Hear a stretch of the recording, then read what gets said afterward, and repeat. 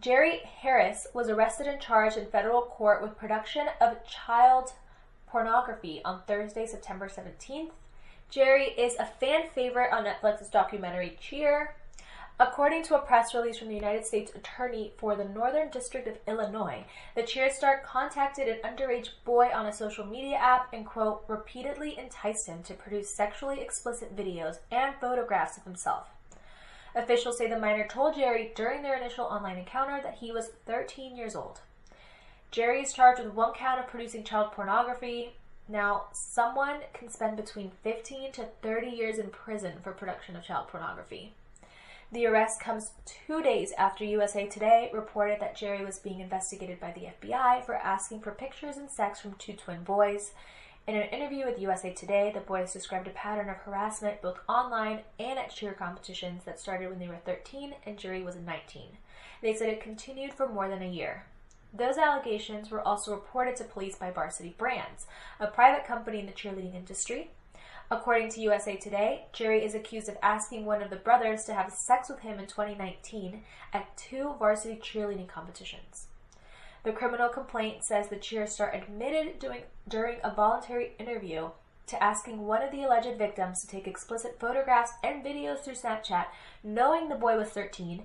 Jerry also admitted to engaging in an ongoing Snapchat conversation with the boy beginning in December 2018 and continuing through March 2020. Wow. Yeah, so he admitted to some of this. Mm-hmm.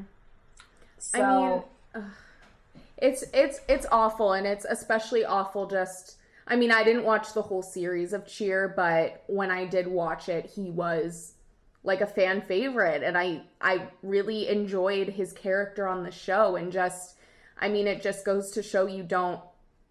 like, these people that... I mean, we talked about Tiger King before, and just how... like, we don't know who these people really are and how they're all awful. And it's like one of those things. I mean, you see someone on TV, you don't know what their life is really like, even if you feel like you do and you feel like you're watching this reality show. You, like, just don't know.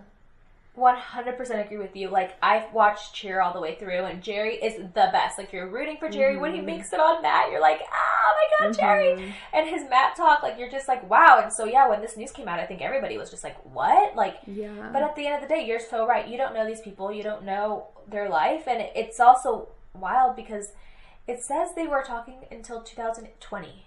March 2020, which means this stopped a couple months ago. So it's just crazy to think that it was going on for so long and that these boys were so young, and it's just terrible. Definitely. And it's just such a... I mean, we see issues and hear issues like this all the time with power dynamics, but it's one of those things.